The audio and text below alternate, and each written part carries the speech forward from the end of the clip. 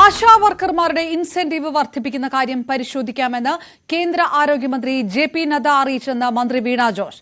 കേന്ദ്രമന്ത്രിയുടെ നിലപാടിൽ പ്രതീക്ഷയുണ്ടെന്നും സംസ്ഥാനത്തിന്റെ ആവശ്യങ്ങൾ ജെ.പി. നദ്ദയെ ധരിപ്പിച്ചെന്നും വീണ ജോർജ് വ്യക്തമാക്കി.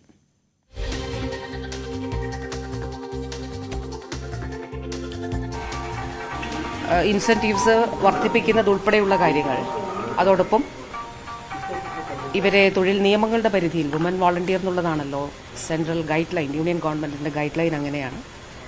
അപ്പോൾ അതുൾപ്പെടെയുള്ള കാര്യങ്ങൾ ബഹുമാനപ്പെട്ട മിനിസ്റ്ററോട് ഇക്കാര്യങ്ങൾ സംസാരിച്ചു. അപ്പോൾ ഇൻസെന്റീവ്സ് ഉയർത്തുന്നത് സംബന്ധിച്ച കാര്യം അത് കേന്ദ്ര ഗവൺമെന്റിന്റെ പരിഗണനയിലാണ്, അത് പരിശോധിക്കുന്നുണ്ട് എന്നുള്ളതാണ് ബഹുമാനപ്പെട്ട കേന്ദ്ര ആരോഗ്യവകുപ്പ് മന്ത്രി പറഞ്ഞത്. അതോടൊപ്പം നമുക്ക് 2023-24 ശേഷിക്കുന്നത് നൽകുന്നത് സംബന്ധിച്ച കാര്യം അതും വളരെ പോസിറ്റീവായിട്ടാണ് അദ്ദേഹം അത് പരിഗണിച്ച് അത് വർക്കൗട്ട് ചെയ്യാനായിട്ട് പറഞ്ഞു.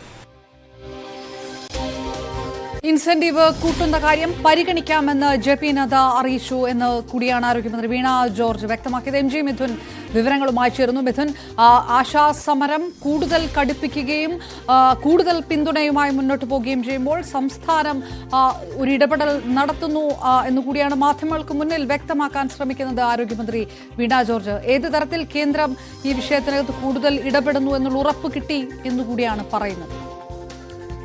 അപർണ, കഴിഞ്ഞ 51 ദിവസമായി ആശാവർക്കർമാർ സെക്രട്ടേറിയറ്റ് മുന്നിൽ നിരാഹാര സമരവും ഒപ്പം തന്നെ മറ്റു സമരം കൂടുതൽ ശക്തമായി മുന്നോട്ട് പോകുന്ന സാഹചര്യത്തിൽ കൂടിയാണ് ഇപ്പോൾ ഈ ആശാവർക്കർമാരുടെ വിഷയം ഇന്ന് കേന്ദ്ര ആരോഗ്യമന്ത്രി ജെ.പി. നദ്ദയുമായി നടത്തിയ കൂടിക്കാഴ്ചയിൽ ഒരു ഉറപ്പ്, അത് ഒരു പ്രതീക്ഷ നൽകുന്ന ഒരു ഉറപ്പ് തന്നെയാണ് ലഭ്യമായിരിക്കുന്നതെന്നാണ് നമുക്ക് മനസ്സിലാക്കാൻ സാധിക്കുന്നത്. ആശാവർക്കർമാരെ സംബന്ധിച്ച് വളരെ ആശ്വാസം നൽകുന്ന ഒരു വാർത്ത ആണ് ഇപ്പോൾ ആരോഗ്യമന്ത്രി വ്യക്തമാക്കുകയും ചെയ്തിരിക്കുന്നത്. കൂടിക്കാഴ്ചയിൽ ഈ വിഷയം ചർച്ചയായി. ഒപ്പം തന്നെ ഇവരുടെ ഇൻസെന്റീവ് വർദ്ധിപ്പിക്കുന്നതുമായി ബന്ധപ്പെട്ടുള്ള കാര്യങ്ങൾ അത് വിശദമായി തന്നെ പരിശോധിക്കുകയും ചെയ്യാമെന്ന് ആരോഗ്യമന്ത്രിയോട് ജെ.പി. നദ്ദ അറിയിക്കുകയും ചെയ്തിട്ടുണ്ട്. കൂടാതെ ഈ 60:40 എന്ന അനുപാതത്തിലാണ് ഈ തുക നൽകേണ്ടത്. ആ തുകയുമായി ബന്ധപ്പെട്ടുള്ള കൃത്യമായ വ്യക്തത ഇനി വരേണ്ടതായിട്ടുണ്ട്. അതടക്കമുള്ള കാര്യങ്ങൾ പരിശോധിച്ച് ഒരു തീരുമാനത്തിലേക്ക് എത്താം എന്ന് ആരോഗ്യമന്ത്രി പറഞ്ഞിട്ടുണ്ട് എന്നാണ് അറിയിച്ചിട്ടുള്ളത്. കൂടാതെ തന്നെ 2023-24 കാലഘട്ടത്തിൽ ഈ തുക കേന്ദ്രത്തിൽ നിന്ന് സംസ്ഥാനത്തിന് ലഭ്യമാകേണ്ടതായിട്ടുണ്ട്. ഈ തുക ഉടൻ തന്നെ നൽകുന്നതിന് വേണ്ടിയുള്ള നടപടി സ്വീകരിക്കാം, അതും വർക്കൗട്ട് ചെയ്തുകൊണ്ടിരിക്കുകയാണ് എന്നുള്ള ഒരു കാര്യം കൂടി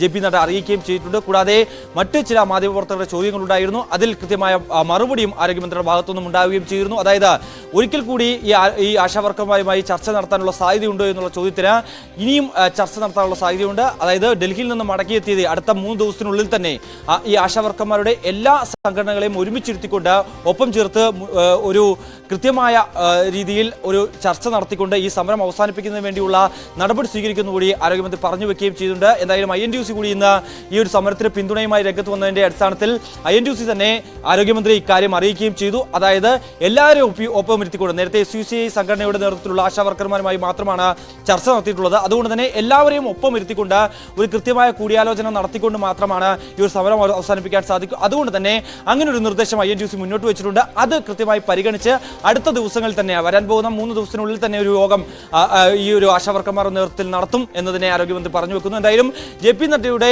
ആ വാക്കുകളിൽ അല്ലെങ്കിൽ ആ യോഗത്തിൽ ഉയർന്നു വന്ന കാര്യങ്ങൾ നിലവിൽ നിരാഹാര സമരം അനുഷ്ഠിക്കുന്ന ആശാവർക്കർമാരെ സംബന്ധിച്ച് വളരെ ആശ്വാസകരമായിട്ടുള്ളതാണ്.